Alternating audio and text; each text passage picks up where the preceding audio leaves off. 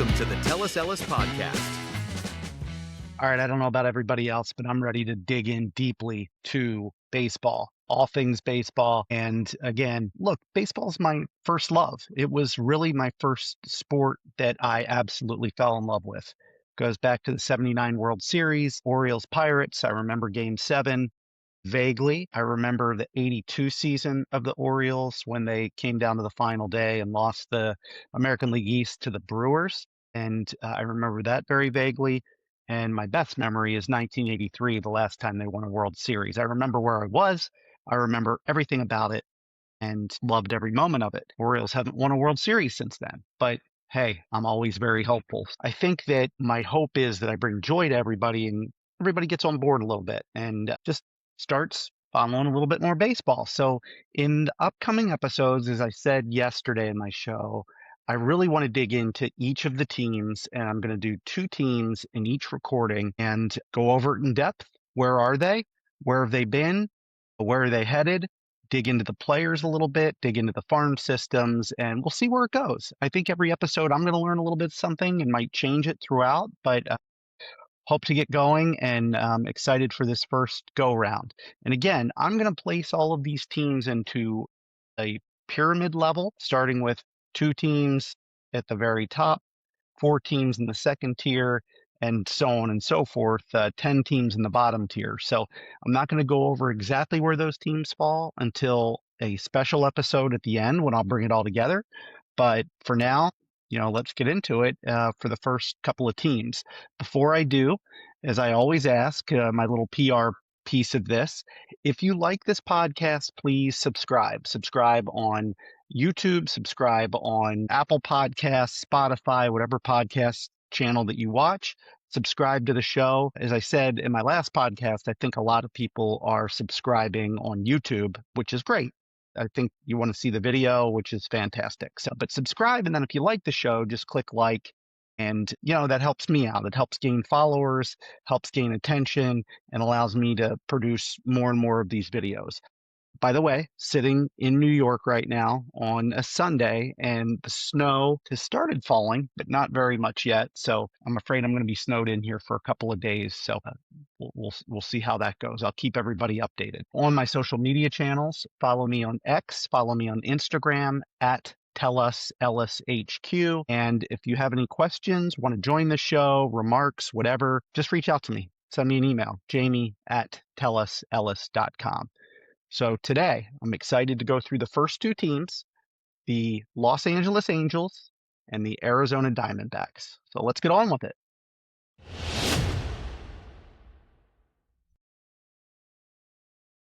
Okay, let's start with the Los Angeles Angels.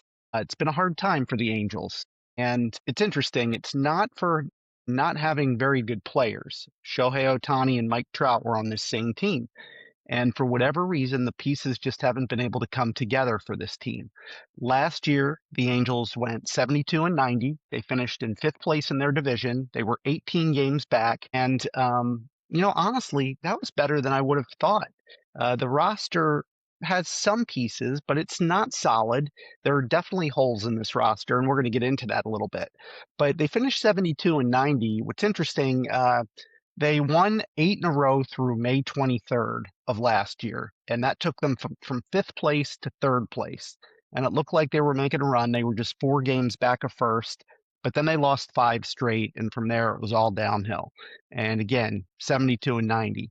The past couple of years, if you go back to 2024, they were 63-99. So they made a big, a 9-game improvement last year, which is really good. They went from 63-99 to 72-90. That's a really good pickup, but a lot of things came together there for that to happen, and I just don't know if they're going to be continuing to improve on that record, but there are some wild card factors there, which I'll get into. If you go back to 2023, they finished 73-89, and that was good for 4th place. 2022, they were 73-89 as well, which was good for 3rd place that year, but they were 33 games back. And then 2021, they were 77-85, and that was good for 4th place, and they ended up 18 games back. So if you look at the last 5 years win totals, they went 77, 73, 73, 63, and then back up to 72. What's interesting, so they haven't had a winning season since 2015. And that's amazing when you think they had Shohei Ohtani and Mike Trout in that lineup every day. Forget everything else. They had Shohei Ohtani and Mike Trout and could not have a winning record since 2015. That is just amazing to me. Um, and this is a team, though, that it's not, I'm going to talk about ownership and so forth. It's not like this is a team that's not willing to spend or not willing to try. It's just they've fallen on hard times. From an attendance standpoint and just fan interest, now look, admittedly, this is Los Angeles, California, so you're going to draw no matter how good you are to an extent. But, I'll go back to 2022. This is a team that won 73 games and finished in third. Were never really in contention, and they drew 2,457,000 people. The next year, 2023, they won that same amount of games, 73, and they drew 2,640,000 people. 2024, they won 63 games, 63 games, 63 and 99, and they drew 7,000 people. And then last year, even though this is a team that was average at best, they drew 2,615,000 people. So to put that in perspective, 2 million to me is a good measuring stick of fan attendance. And you want to be over 2 million. There's no doubt about it, probably closer to 2.5. And that's exactly where the Angels are. So they're getting the fan support. Again, some of that might be just people visiting Southern California and going to the games. But yeah, that's from a fan base standpoint, not bad. So Kurt Suzuki is going to be their manager this year. This is his first year, and incredibly, he's only on a 1-year deal. They did that to align with their general manager's deal, Perry Manasia, whose deal also ends at the end of 2026. Suzuki was the special assistant to the GM for the last 3 years, so he's got some familiarity with the team. Before Suzuki, Ron Washington was the manager and just struggled to get things going. I think Washington is a really good baseball person. To put him in charge of a rebuild just didn't work for him. Before Ron Washington was there, Phil Nevin had 2 seasons as manager of the Angels. They were two pretty bad seasons.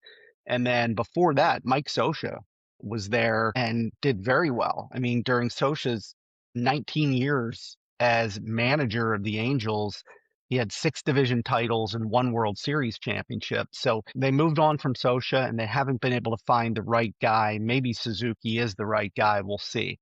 I talked about the general manager, Perry Manasian. He's been there since November of 2020. Again, he signed through the 2026 season. It'll be interesting to see what happens here, especially if this team does a repeat of last year or even goes backwards a little bit. Is it going to be time to pull the plug on Manasian, I should say. The owner for a long time, Artie Moreno, he purchased the team in 2023, and he has been a mainstay there. And yeah, he's spent money. It's not like he hasn't spent money. He gave Mike Trout an amazing contract. He didn't sign Shohei Ohtani, and I think I get it. They felt like they didn't have the team to compete, and I don't know if Shohei would have signed there anyway, even if they threw ridiculous money at them. So just talking about the stadium a little bit in what is Anaheim, California. Angel Stadium is the name of the stadium. It is actually the 4th oldest stadium in baseball behind Fenway Park, Wrigley Field, and Dodger Stadium. And from a production factor, and I'm going to get into a lot of details here, Fangraphs is a site that I really respect. They do a lot of comparing baseball stadiums and the offensive production in those stadiums, largely impacted by the density of the air, the wind, temperature, things like that. Offensive production month to month in Angel Stadium. So in April, offensive production tends to be up a little bit, about 4% runs scored over average. Fairly neutral in May, ends up going down 2% in June, meaning runs scored on average. It's down 2% from the average in June, up 5% in July, down 2% in August, and then down 6% in September. Again, you may say, how can it go like that? And I think part of it is just of course, how does the schedule play out? Who are you playing and what's leading to some of those games and runs scored and so forth? But also, you do have to look at the density of the air and the temperature at certain times in Southern California and what's going on. And is it leading the ball to kind of die off the bat a little bit, or is it jumping off the bat? So overall, again, kind of up and down. And again, impact of wind, density, temperature, those are things that impact the ball in that stadium. So we talked a lot in a previous podcast when we went over changes about what's happened between last season and this season. And just to recap it quickly, they have lost the Angels, Taylor Ward, in a trade with Baltimore. Ward was a 36 home run guy, so they're going to lose that offensive production. They lost Kenley Jansen to Detroit. Jansen, 2.59 ERA in 62 games. He saved 29 games, so that is going to be a production loss for them. Kyle Hendricks retired. Hendricks was 8-10 with a 4.76 ERA, but he did give him 164 and 2/3 innings. So some production there. And then they lost Brock Burke, who was a bullpen arm for them. He was 7-1 with a 3.36 ERA. So that's going to hurt a little bit. And relief pitcher Luis Garcia was also lost to the Mets in the offseason. So he was 2-2 with a 3.42 ERA. Now, they did pick up some players, which are going to be interesting to see how they perform. First, Josh Lowe, and a 3-team trade, comes over to the Angels. Now, Lowe is a 220 hitter, 11 home runs, 40 RBIs, but he did steal 18 bases and has some upside there. So it'll be interesting to see what Josh Lowe can do in California. Vaughn Grissom comes over in a trade with the Red Sox. Grissom's never really had that opportunity to play every day. 255 hitter last year, 5 homers, 33 RBIs, 7 stolen bases. Hopefully he gets more playing time. They re-signed Yoan Moncada. Moncada was one of the top prospects in baseball, just never materialized, has gone through a number of teams. But, last year, 234 with 12 home runs, 35 RBIs. So that's not bad. Good to see him re-signed. They did just re-sign Adam Frazier signed Adam Frazier to a minor league deal. He's a veteran and batted 267 last year, 7 home runs, 44 RBIs. So he could help the team. We'll see if he makes it. On the pitching side, there are a couple moves that they made, which I really like. I consider them low-risk moves. Now, one of them was a trade in which they gave up Taylor Ward, but they did get back Grayson Rodriguez from the Orioles. Grayson didn't pitch in 2025. He will pitch, hopefully, this year. He is under team control for a decent period of time, and he's always had high upside. He's just battled kind of nagging injuries. He did get his elbow, some bone spurs removed from his elbow, so he should be ready to pitch. And again, I think there's high upside here. Rodriguez, when he had pitched for the Orioles, was starting to come on and could be, a top side of the rotation starter. So I think there's something to look forward to there with the Angels and Grayson Rodriguez, a young arm that you have under team control. Another guy that they signed and who also didn't pitch in 25 was Alek Manoah. Manoah was a superstar for the Blue Jays and then just fell off the cliff and has never kind of regained what he was. Well, this is an opportunity for him to do that. Low pressure situation. Let's give him innings. Let's see what he can do. So I really like those two moves, and I think they could help out really well for the Angels. So let's keep an eye on those two moves. From a bullpen standpoint, they added Drew Pomerantz. Pomerantz, one of the best relievers in baseball, 2-2 with a 2.17 ERA. A 49 and 2/3 innings, he struck out 57 batters and pitched to a 1.07 WHIP. So that's a very big add. They added Jordan Romano. Granted, he was a closer at one point, coming off the worst year in his career, battling some injuries and so forth. He pitched to an 8.23 ERA, almost a run for every inning he pitches. And he did that in 49 games. So it's not like it was a sample size of 3 innings or something like that. So concerning, again, low pressure situation, good opportunity for him. And what do the Angels have to lose there? Brent Suter was signed. He pitched to a 4.52 ERA last year and 67 and two-thirds innings. So again, a bullpen arm. Hunter Strickland was signed 1-2 with a 3.27 ERA last year. Only 22 innings, but again, another bullpen arm. So yeah, so the Angels lost some players, but made up for it in some other areas. So now I just want to look at the lineup a little bit and see who is this team? What is this team made of in 2026? And I'm going to go through some players here and just talk a little bit about quality of player. So in no order, again, I use Fangraphs a lot. I like their roster resources page, so I'm going to kind of pull from that a little bit. If you look, let's just start at shortstop. Okay. Zach Neto is their starting shortstop. He was a first round draft pick in 2022. He was 13th overall. Last year, he batted 257 with 26 home runs and 26 stolen bases. He doesn't get on base enough. He's 319 on base percentage, but, 25 years old, there's upside here.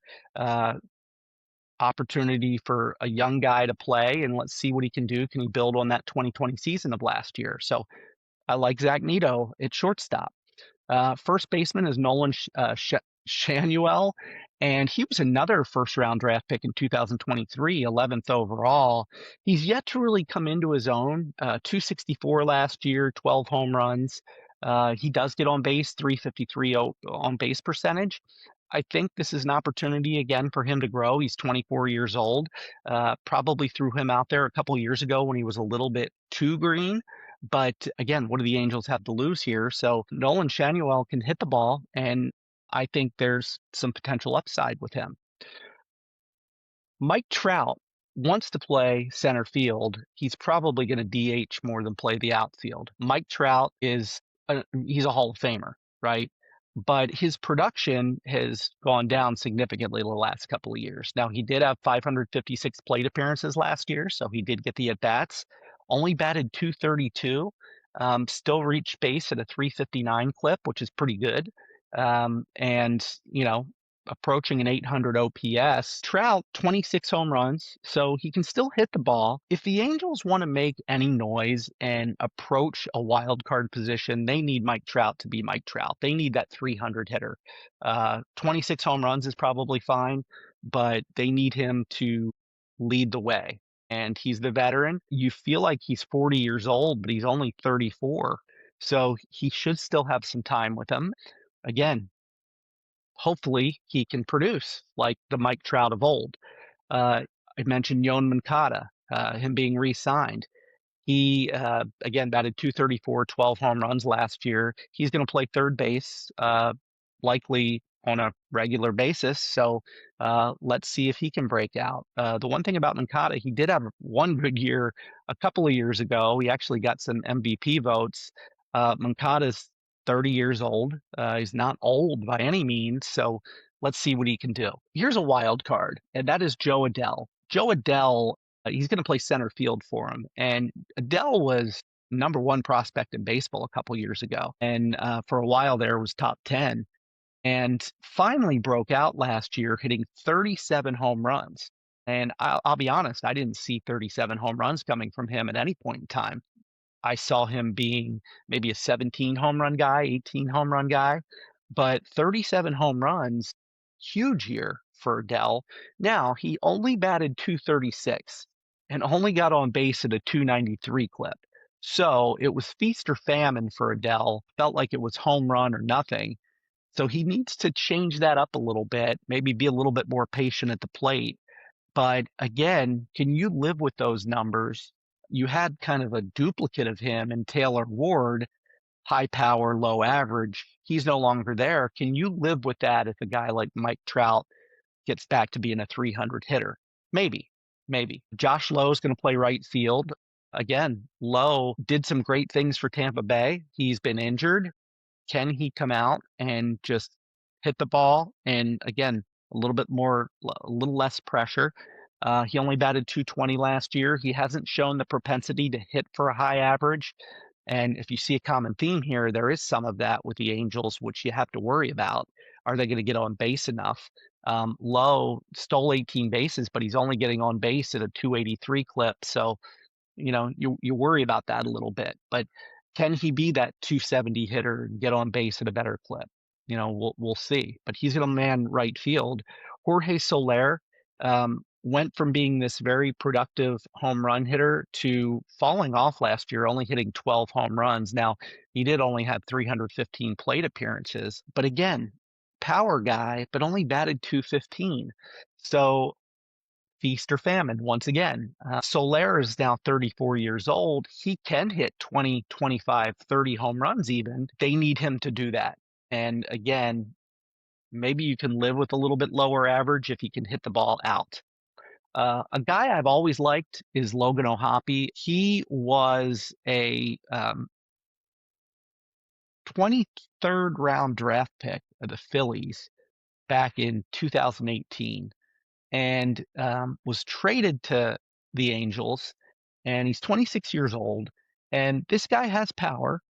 I thought he could hit for average, but he didn't last year. He only batted 213. He did hit 19 home runs. He gets on base at a 258 clip, which is just incredibly low, incredibly low. So good catcher, a lot of power. You want to see him get on base more. Again, kind of a common theme here. It's likely that second base duties are going to be given to a first round draft pick of the Angels back in 2024, Christian Moore. He's 23 years old. 184 plate appearances last year, only batted 198. Again, it was his entry into the big leagues. What can Christian Moore do for them? Another young player with a lot of upside. So when you look at this Angels team, it is a nice mix of veterans along with some youth. The names that I just read off, again, Zach Neto, 25 years old. Nolan Shanuel, 24 years old. Mike Trout, 34 years old. Yoan Moncada, 30 years old. Joe Adell, 26. He'll be 27 by opening day. Josh Lowe, 28. Jorge Soler, 34. Logan O'Hoppe, 26. And then you have Christian Moore at 23. So a nice mix of veterans and youth. You look at the bench of this team. I mentioned Adam Frazier. I think he would be a really nice veteran presence in this on this team, coming off the bench, filling some infield, even outfield roles. He's 34 years old, only batted 267 last year, but that leadership is going to be really important. I look forward to that. I mentioned Vaughn Grissom before. I'd love to see him get a chance to play a little bit more. Travis d'Arnaud is their backup catcher, really good veteran. He's 37 years old now, but a nice backup player. So, yeah, I think this team, as it stands right now and where I expect them to break camp from a hitting standpoint, we'll see what happens. Again, it's a build-up year. Are these all-star young players, future all-stars, that we're going to see the Angels take the next leap up or not? Let's switch gears now and look at pitching, and let's start with the starting rotation. Yusei Kikuchi is going to be their top of the rotation starter, their number one starter. Kikuchi pitched to a 3.99 ERA last year, gave up about a hit an inning, struck out about a batter an inning. So, good, reliable pitcher. Not a number one starter as you'd like them to be, but he's going to give you innings. As long as he stays healthy, he's going to give you innings. He threw 178 innings last year. If he's healthy, he should do something along those same lines. A pitcher that I've always liked is Jose Soriano. He pitched to a 4.26 ERA last year. In 169 innings, he struck out 152 batters, gave up less than a hit an inning, does walk a lot of batters, 78 walks in those 169 innings. But his stuff can be a little bit electric. He's 27 years old. I like him. I think he's a good fantasy kind of tuck player late in your draft. So as they've added some depth here on the rotation, and I'll talk about that in a second, I think this could help Soriano significantly and maybe take a little pressure off of him. So I like Soriano a lot. Reed Detmers is 26 years old. He pitched to a 3.96 ERA last year. I like Reed Detmers a lot. Had some injuries, only pitched 63 innings last year, 58 hits and 80 strikeouts. This could be a number two starter, and let's see how he comes out this year. I could see him having a breakout year. He's another guy I'd keep an eye on from a fantasy standpoint. He's always had a good makeup. So let's see where he goes. He was a first round pick of the Angels, 10th overall back in 2020. Now you get into the two pitchers that I talked about earlier, Grayson Rodriguez and Alek Manoah. Grayson Rodriguez was a first round pick of the Orioles, 11th overall back in 2018 out of high school. He could be top of the rotation, number two, maybe number one starter material. And I think he's going to have a really good year. He's only has 2.129 years of service, so the Angels have him under team control for quite some time. And I think there's upside to Grayson. I think there's upside to Detmers. I think there's upside to Soriano. I like what they did in adding Grayson Rodriguez to this rotation. Alek Manoah is another wild card. We don't know what to expect. Another first round draft pick. He of Toronto back in 2019. He was 11th overall. So, boy, you look at it between Reed Detmers, Grayson Rodriguez, and Alek Manoah, these all three pitchers were picked in the top 11 of their draft classes. So, again, there's a lot of potential there, and I really like that for the Angels. Let's look at the bullpen now, and it's going to start with, I project it to be a closer by committee. It's either going to be Robert Stevenson, Drew Pomerantz, or Kirby Yates out there closing on a regular basis. Yates has history behind him. He's the veteran. He's 39 years old come opening day. Pomerantz is 37 years old, so he has a veteran presence.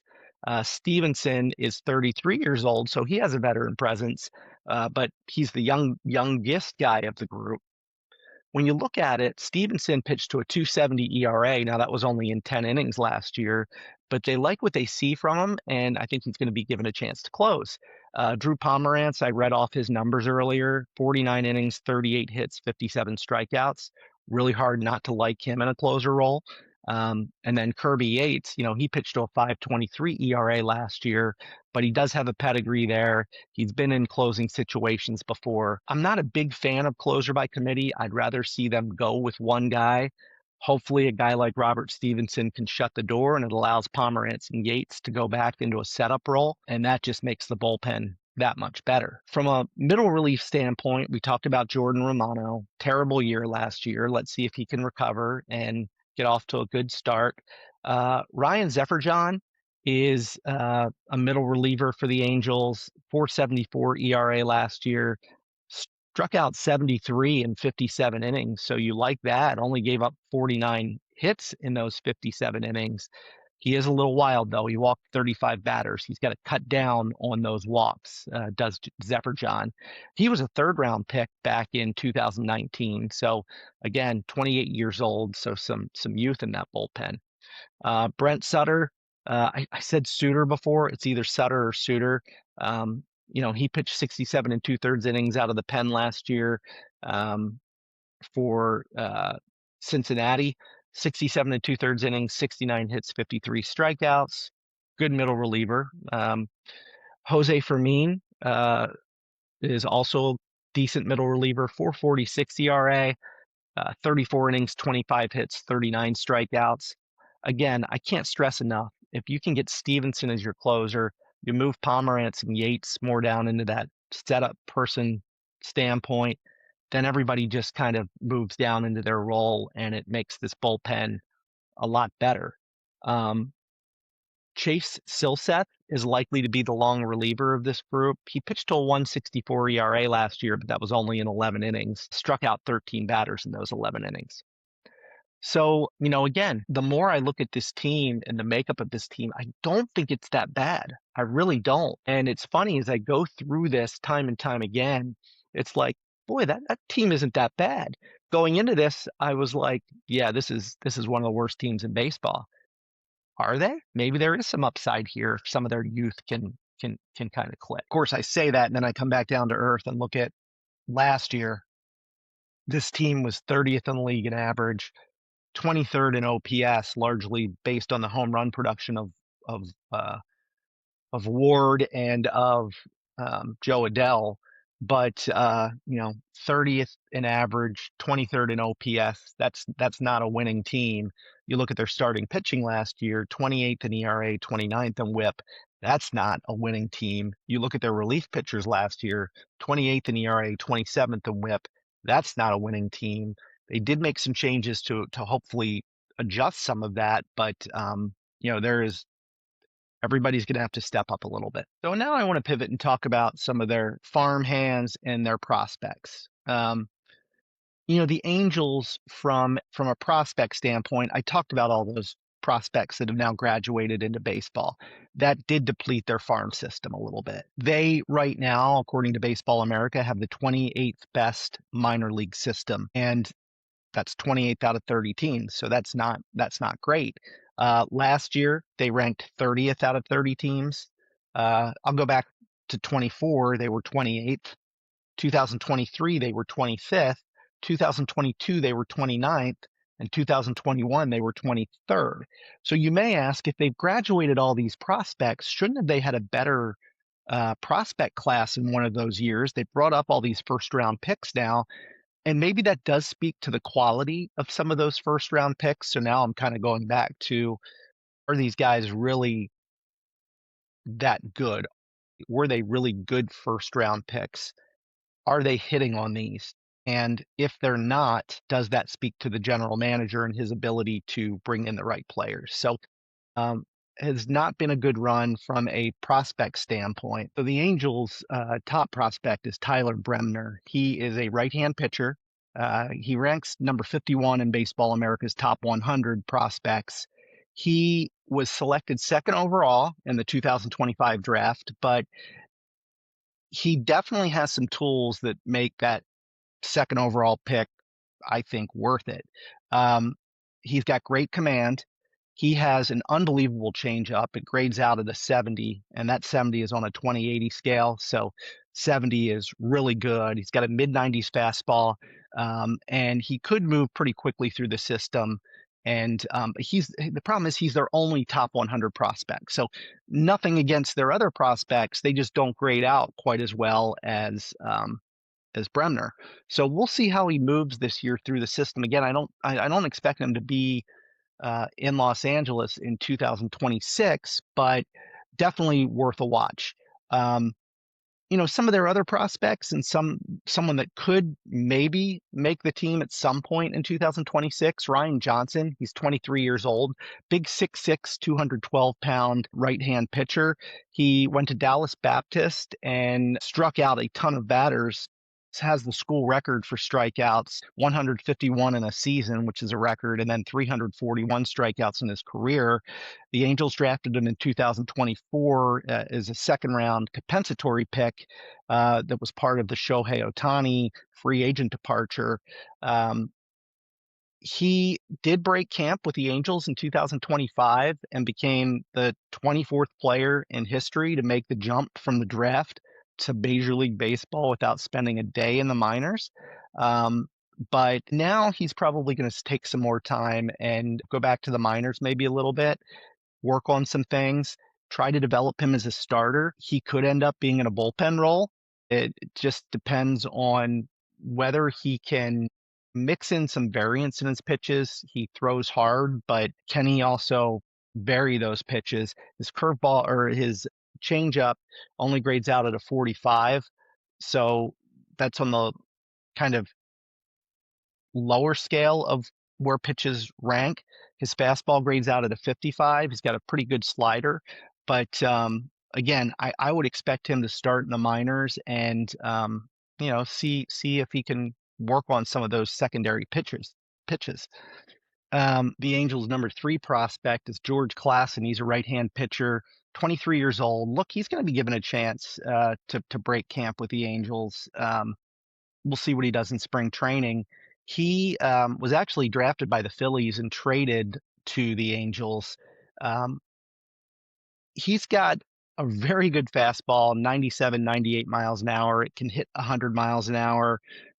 Has a really good slider, really good fastball. As I said, he's got to work on his control a little bit if he wants to crack the rotation. I don't know if he'll crack the rotation. That feels like he needs some work in double or triple A. But, there is risk here that he's not going to hit. He's going to have to, again, improve his command, and he does have good pitch mix. He can throw a fastball. He can throw a slider really well. He does have to work on his changeup to vary the speeds a little bit, but some potential there with Klassen. Their fourth overall prospect is Nelson Rada. He's an outfielder, only 20 years old. He is an international signing. He signed with the Angels for $1.85 million in 2022. He's kind of been moving through the system pretty fast. He could see the big leagues this year, even as a 20-year-old. He has speed. He's got contact ability, really good defense in the outfield. He doesn't have a lot of power, which is going to hold him back a little bit. But if things go south for the Angels, I wouldn't be shocked to see him at some point in Los Angeles in 2026. Their fifth best prospect is Gabriel Davalillo. He is a catcher. Sorry, that's a hard name to pronounce. He's a catcher, just 18 years old. He is from Venezuela. And again, really young. He's got a ton of hitting upside, but his conditioning is said not to be great. He's 5'11", but weighs 200. We'll see. He will be in the United States in 2026. We'll see how he develops through the system. And with that, I'll just say again, beyond maybe that top 55th best prospect, Tyler Bremner, there's some risk beyond him with the Angels, and that's why their farm system doesn't grade out very high. Just not a lot there of a lot of top side talent. Not to say that there aren't players who could be very serviceable, but yeah, there's some work to do to build up that minor league system. Let's talk about the Angels international signings this past signing period, which was in January. They made two really good investments. One was a shortstop, Jason Horton, who they're going to pay a signing bonus of probably over $2 million to him. Again, he's a shortstop. He has a chance to stick at shortstop. He's got a really good bat, kind of top of the order type potential with speed and hitting. And he was the ninth best prospect in this international class. So again, we talked about the Angels have to build up that minor league system. Someone like Jason Horton is really going to help. They also agreed to terms with one of the top pitching prospects in the international class, Kendry Fana. He was number 46 overall. He is from the Dominican Republic. And from a comparison standpoint, we talked about Jose Soriano before. Soriano's 10 years older than him, but he has a lot of the makings of a Soriano, but maybe is progressed further than Soriano at this age. So yeah, it's two really good players that could add and help bolster that farm system quite a bit. So that's good. That there's a lot to like there, and they will help out tremendously. So I just want to conclude with looking at, what if things do go south? Like, are there players that are tradable assets that could garner some young players come the trade deadline that could help build up that Angels bullpen? And I've identified a couple. Look, Mike Trout is not going to be moved. And the reason he's not going to be moved is that he is owed $5.5 million. And I just don't think anybody is going to take on that contract. I don't even know if the Angels would want to move him given the appeal he has to the crowd and so forth. But, it is right now, it is an albatross until the Angels can show that they can win. And this is why I say Trout, he's done so much in baseball. I don't want to put the world on his shoulders, but he does have to come through and be the Mike Trout of old, that 300 hitter. The players that really could get moved, possibly. You say Kikuchi, he's owed $21 million in 2026 and $21 million in 2027. Let's say that the Angels fall out of contention, but Kikuchi's having a really good year. That's a tradable asset, I feel, because a team would be willing to probably take on that salary for a pitcher like Kikuchi, especially if he's having a really good year. Probably not likely, but possible. I think the ones that are really movable at the trade deadline, and this assumes that they have a good year, that they are productive players. I'll start with Jorge Soler. This is the last year on his deal. He's making $16 million. If he's hitting 25, 30 home runs and the Angels are way out of a playoff spot, I could see a team wanting to pick up Jorge Soler. Robert Stevenson's another one. He does have a club option for 2027, but for 2026, he's owed $11 million. If he is a dominant closer, but yet the Angels are falling out of contention, I could see them moving a player like Robert Stevenson. Same thing with Kirby Yates. Same thing with Drew Pomeranz. These could be movable players if the Angels fall out of contention. Both of those guys are on 1-year contracts. Yates is owed $5 million this year. Pomerantz $4 million. Again, movable. Yoan Moncada is another one. He's on a 1-year deal, $4 million. He's been traded before, I believe, at the trade deadline, so that would not surprise me. Jordan Romano is another guy, $2 million this year. Can he be who he was in the past? We'll see. But I think that those are the players that would be most likely to move. Maybe a Brent Suter as well, or Brett Sutter. Again, he's on a 1-year deal, $1.25 million. But again, this is if things go south, what could the Angels do?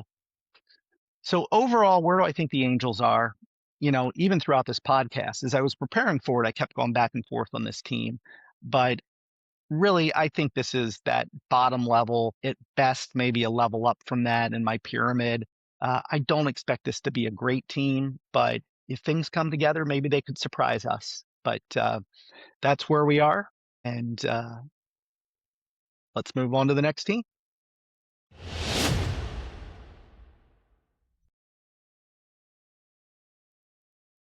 All right, the Arizona Diamondbacks. The Diamondbacks, 3 years ago, or back in 2023, were in the World Series, surprisingly in many ways.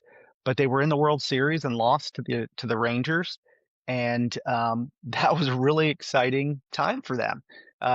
They in 2023, when they lost to the Rangers, um, they were 84-78 and ended up making the World Series.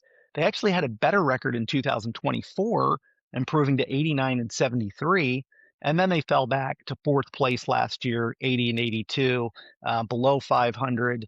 If you look at last year, they won 9 of 12 games from June 1st through June 13th, and that pulled them within 5.5 games of first place. But right after that, then they lost 10 out of 16 and they fell 11 games back. So, unfortunately, things just didn't click for them. If you go back to 2021, they won 52 games in 2021, and they improved incredibly 22 games in 2022. They went from 52 wins to 74 wins, and then the next year they improved another 10 games to 84 wins, and then improved 5 more games in 2024 to 89 wins. They dropped back again last year. They dropped back 9 games. They had some injuries they were dealing with, but yeah, the Diamondbacks, kind of a middle road team. It's going to be fun to dig into them and see, see what we have with them. Let's talk about their manager, Torey Lovullo. He has been with the Diamondbacks for 9 seasons. He's amassed a record with the Diamondbacks of 664 wins and 692 losses. Now, they've been better as of late, but a below 500 record over those 9 seasons. He does have one pennant, 2023, which I talked about. His best year was 2017. They won 93 games in 2017. They beat Colorado in the wild card game, and then they lost to the Dodgers 3-0 in the National League Division Series. We talked about 23 when they won 84 games, and that was an exciting year. They won the wild card series against Milwaukee 2-0. They won the National League Division Series against the Dodgers 3-0. And then the NLCS, they beat the Phillies 4-3, and that took them to the World Series against Texas, where they lost in 5 games. Their worst year under Lovullo was 2021. Again, they only won 52 games that year. Their general manager is Mike Hazen. He's their executive vice president and general manager. He's been with them since 2016. The perception of him is that he is transparent and honest. He's very open about the constraints that they have in Arizona, yet he is willing to make big moves, and they have done that. Of course, everybody wants him to win more. That that's the bottom line. You got to win in this game. Their owner is Ken Kendrick. He's actually been there since inception. He's been the managing general partner of the team since 2024. Overall, he's viewed as pretty positively that, he's willing to make investments where needed, but the fans do want results. They also have Derek Hall, who is their president and CEO. So that's kind of their leadership structure. They play at Chase Field. It is a retractable dome. My experience has been it's closed much more than it's open. From an offensive production standpoint in Arizona, runs per game on average, in the month of April and May, it is down 4% and 3% compared to league average. But then it goes up 2% in June, down 1% in July, up 7% in August, and then down 2% in September. Does that make any sense? It doesn't to me, how it can vary that much. Again, I think it just depends on the weather patterns and what's the air density in a given series, what's the wind doing if the roof is open, what if the roof is closed. It's hard on those retractable roofs to get a good bearing on how those parks, how they play out. We did talk a lot earlier about changes to this team and players that they've lost and gained during the offseason. Briefly, I'll go over it really quickly. Jalen Beeks was a relief pitcher last year. He's still a free agent out there. He was 5-3 with a 3.77 ERA, pitched in 61 games, 57 and a third innings pitched. Could still be signed. We'll see. Jake McCarthy was traded to the Rockies. McCarthy only a 204 hitter, 4 home runs, 20 RBIs. Blaze Alexander was traded to the Orioles. 230 utility guy, 7 home runs, 28 RBIs. And then Kyle Backus was traded to the Phillies, 0-3 with a 4.62 ERA. So that's who they lost. Who did they pick up? It's quite a list, actually. Nolan Arenado, third baseman, in a trade with the Cardinals, comes over. Arenado, known for his defense, but his offense has fallen off. 237, 12 homers, 52 RBIs, only a 666 OPS. But again, still a valuable guy, especially defensively. Zach Gallen was re-signed, 13-15 with a 4.83 ERA. Did not have a great year. 192 innings pitched. He did strike out 175 batters, but a 126 whip. Just kind of an off year for Gallen. Hopefully he can recover and do some good things for them, because he's one of the best pitchers in baseball when he's on. Merrill Kelly was traded but then re-signed, 12-9 with a 3.52 ERA between Arizona and Texas last year.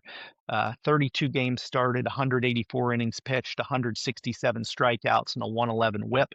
So Kelly comes back, and that's really good for a 1-2 punch with Gallen and Kelly. You got to like that. Michael Soroka is a guy that I love. I really do. This guy was awesome for Atlanta and then had some nagging injuries that kept him out of time for quite a bit. If you look at what he did last year in Detroit, he was only 3-8 with a 4.52 ERA. But in 89 and 2/3 innings, he did strike out 95 batters, and his whip was 1.13. I wonder if he's starting to figure things out again, and that's why I really like this signing of Soroka as a starting pitcher. I'm excited to see how he does this spring. Carlos Santana was signed. Not my favorite player in the league, just being honest. 219, 11 homers, 54 RBIs last year, 633 OPS. First baseman, we'll see how much playing time he gets. They re-signed James McCann, a really good backup catcher with a lot of leadership ability, 260, 5 home runs, 17 RBIs. Then they did add a lot of bullpen arms. They added Paul Sewald, one of pretty good relief pitcher that you can count on. Now, last year he only pitched to a 4.58 ERA in 22 games, but it was limited action. He had some injury issues. Taylor Clark was signed. He's a relief pitcher, 1-1 with a 3.25 ERA in 51 games. So, he pitched to an 0.85 whip, 44 strikeouts, and 55 in the third innings. Cade Stroud came over in that Blaze Alexander trade with the Orioles. Stroud in 25 games pitched to a 171 ERA, 26 in the third innings, 24 strikeouts, and a 1.10 whip. So you like that. And then Joe Ross was signed to a minor league deal. Ross 2-1 with a 5.12 ERA in 37 games. Now, if you look at what went well and what didn't go well for the Diamondbacks last year, I mean, hitting wise, they were 8th overall in average, 5th in OPS, and that's pretty good. If they duplicate that, that should keep them in contention, I would think. Their starting pitching fell off. And I talked about Gallen's numbers. I talked about Merrill Kelly getting traded. They were 19th in ERA and 16th in WHIP last year, so they have to improve there. And I think they have the ability to do that this year. From a relief pitching standpoint, they were 27th in ERA and 26th in WHIP. I talked about some of the bullpen arms that they brought in. I think that hopefully that is to address some of those bullpen concerns. So some improvement to be had there. So let's dig a little bit deeper here. Let's take a look at lineup. So the players that I expect to be in their starting lineup as of right now, it starts with Geraldo Perdomo. He batted .290 last year, 20 home runs, 27 stolen bases, just had a remarkable season, a .389 on base percentage. Him being at the top of that order, and he plays shortstop, really good. You really like that. He's 26 years old. He was a Dominican signing back in 2016, and boy, just awesome. Had a great year last year. If he can reproduce that, that'll bode well in Arizona. Ketel Marte is one of the best second basemen in the league. 283, 28 home runs last year. He gets on base at a 376 clip, a 517 slugging percentage. You got to like Ketel Marte as your second baseman.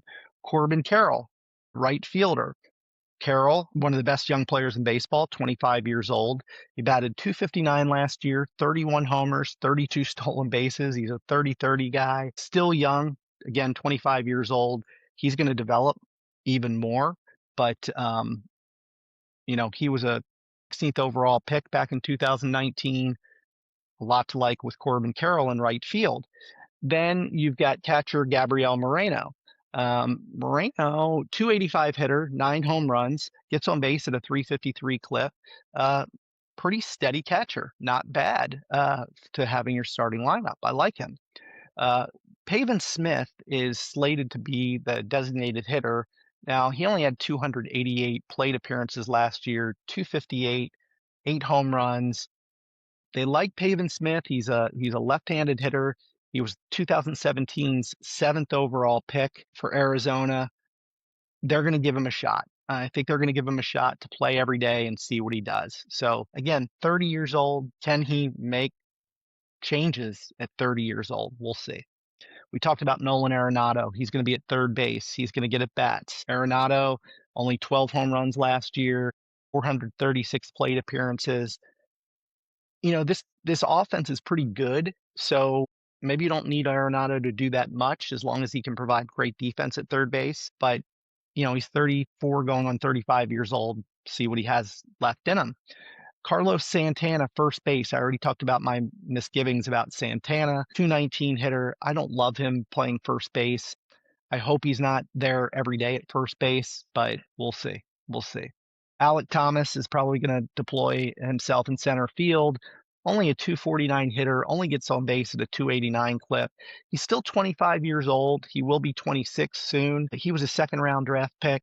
We're hoping he takes the next step, plays good center field, but you want to see more development there. And then in left field, Jorge Barraza is likely going to man left field. He is only 25 years old. Last year in 77 plate appearances, only batted .141. So really good top of the order hitting, and then it falls off as you get near the bottom of the order. Now, on the bench, you've got James McCann, who I talked about, really good veteran presence, backup catcher. Jordan Lawler is somebody that I do expect to hopefully break camp with this team coming out of spring training. He's 23 now, has been a top prospect, has never really been given the chance to play regularly. He can play infield, but he can play outfield as well. And if he can live up to his potential, then I think that really adds some things to this team. So I hope he breaks camp with the team. Some of the other players, Tim Tawa is a 26-year-old, 225 plate appearances last year, only batted 201. The bench isn't that deep here for Arizona. So they hit really well last year. Are they going to be able to replicate that? I question that a little bit with some of the depth on the offense. Now, if we talk about pitching and starting pitching, again, I like the top end of this rotation. I like Merrill Kelly. I like Zach Gallen. I think those two have a lot of potential, a lot of upside.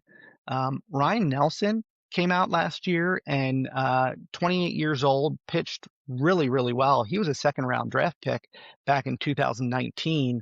In 154 innings, he only gave up 124 hits, and he struck out 132 batters, pitched to a 3.39 ERA. I think there's some, look, if Nelson can reproduce that, you have a really good top 1, 2, and 3 in your rotation. I mentioned Soroka before. I think there's upside there with him. Right now, he's not guaranteed a slot in the rotation because ahead of him, you may have Eduardo Rodriguez, who has not pitched well since coming over to the Diamondbacks. He pitched to a 5.02 ERA last year and has had some injuries during his time in Arizona. He's got to produce.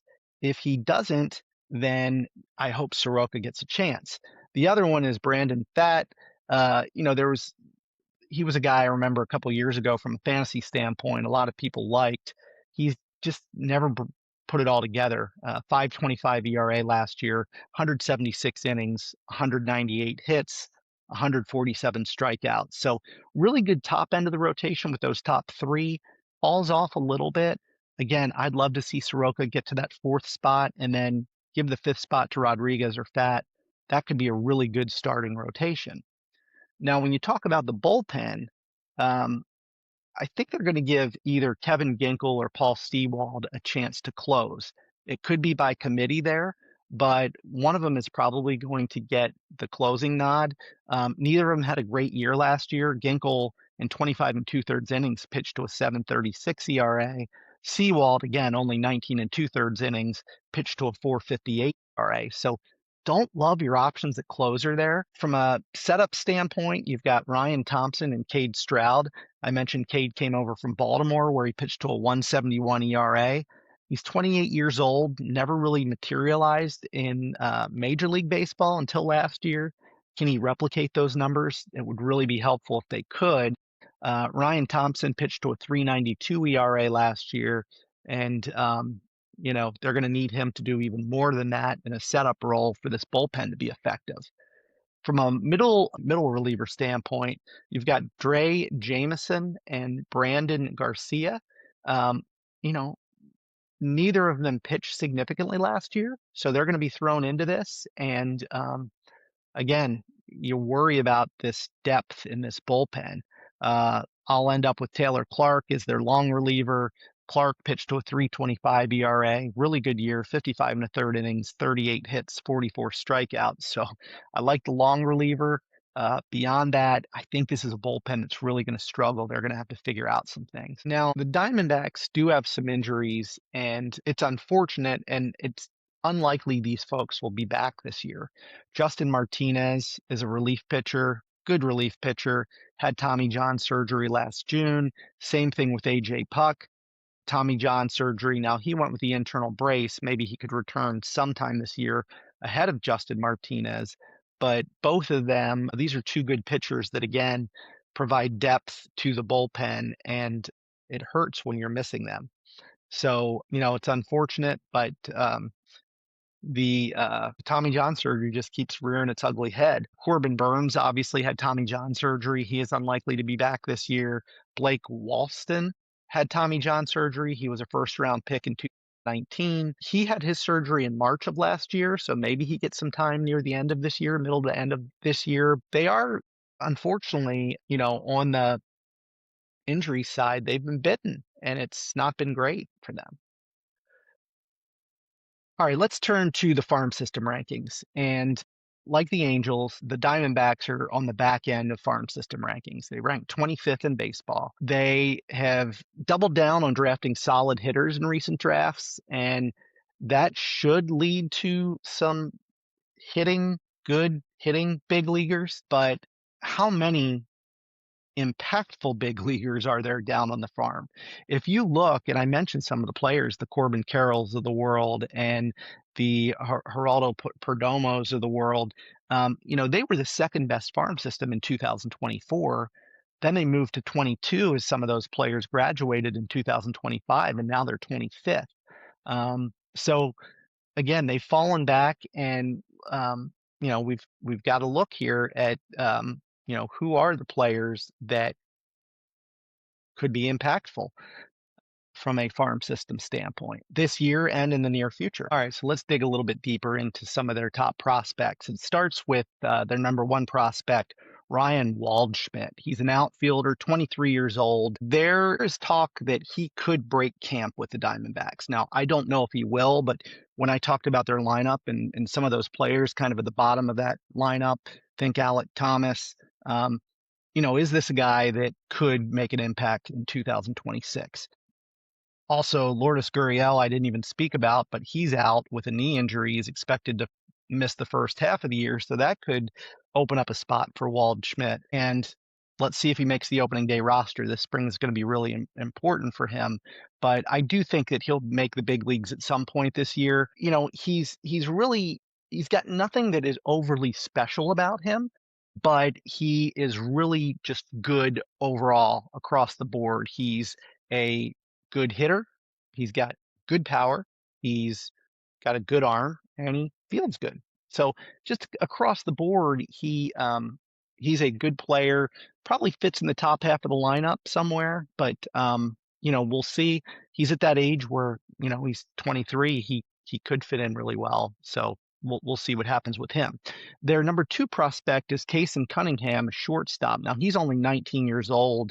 The Diamondbacks really like this guy. Kevin McGonigal in Detroit is one of the top prospects in baseball, and there were shades of comparisons to McGonigal when he was drafted. Cunningham's a shortstop, 5'10", 182 pounds. Again, only 19 years old. He can hit really well. He grades out as a 60 hitter. He doesn't have a ton of power, runs pretty well, fields pretty well, and probably sticks at a second base shortstop role somewhere. He could be an everyday player and probably again in the top half of the lineup, just given his hitting, his prowess to get on base, etc. Their third best prospect is only 21 years old, and he's a second baseman. And with Ketel Marte playing second base, there could be a position change in the works for him. But Demetrio Crisantes, again, second baseman, 6 foot, 178 pounds. He grades out as a 60 hit tool, and probably will start the year in Double-A, I would expect. And again, with Ketel Marte at second base, I wouldn't be shocked if they move Crisantes to shortstop or something like that to get him regular major league at bats. I don't think that he is going to not even break camp. I don't think he's going to see Arizona this year. He had some injuries early in his career. He had Tommy John surgery at age 15, and then had another Tommy John surgery after he was drafted in 2022. So he's going to have to remain healthy if he wants a chance to crack the big leagues. Right-hand pitcher David Hageman is the fifth prospect for the Diamondbacks, fifth best prospect. He's 22 years old. He's a right-hand pitcher. He's going to spend some time in the minors. I mean, he did not pitch more than 5 innings or throw more than 65 pitches in a game in 2025. So he needs some time to build up. He did have Tommy John surgery after being drafted in April of 2024, hence holding him back a little bit. on the pitching. So I would expect him to be in the minors this year. He's got a good fastball, grades out at a 60, good curveball that grades out as a 60. Fastball goes about 94 miles an hour, but does have some break on it. He could top out, and we've seen him top out 97, 98 miles an hour. And then his curveball actually slows to about 86 miles an hour. So uh, good makeup there. Again, with all of these players, it's a question of how good are they? Um, when I look at the grades of these players that I'm talking about, they're in that 50 range on a 20/80 scale, which puts you right in the middle. There's not a lot of high-end top talent here in their minor league system, and that's why they rank out where they do. From an international standpoint, they did sign the second best international prospect, Ruben Gallego. He's a shortstop out of Cuba, 17 years old, 6'1", 160 pounds. Again, adding something to that minor league system is helpful. We'll see. Again, Gallego, a lot of development time there. He's only 17 years old. So I want to look at, let's say, again, things go south for this team. Do they have some tradable assets out there? And I think they do. It limited, but it's also one piece that could be very high end. So Zach Gallen signed a 1-year, $22 million contract. And if things go south and he pitches well, he absolutely will be a top trade asset, probably one of the better trade assets in the league right now. So Gallen, you've got Lourdes Gurriel, who again is coming back from knee surgery. He's going to be out for first half of the year. I put him on my list as a trade asset just because he's got 1 year, $13 million left on his contract. He does have a team option for 27. But, he's a good known bat. So he's on the periphery. I don't know if he actually would get enough at bats to even for a team to say he's healthy enough to get traded, but I included him on my list. And then I'm in love with Michael Soroka, and he's on a 1 year, $6.5 million deal. There is a mutual option for 27, but I think with Soroka, if he can pitch to what I think he can pitch, I think he could be a really good trade asset if the Diamondbacks fall out of contention. So overall, where do I think this team stands? I go back and forth on them. I could see them being as high as could I see them in the third tier? Maybe, which would put them in the top 6, 7, 8, 9, 10, 11, top 12 teams in baseball and a playoff team. I could see them there. I think it's more likely they probably fall level 3, level 4. But if things break for them, if Gallen does well, if Merrill does well, if Soroka does well, if the bullpen can do better than last year, which is very iffy, then, this is a Diamondbacks team that could make the playoffs, I think. So right now, I'll just say third, fourth tier in my pyramid, somewhere in that range. So that is the Arizona Diamondbacks. And again, some things to like there, some challenges. It'll be really interesting to see what happens with this team.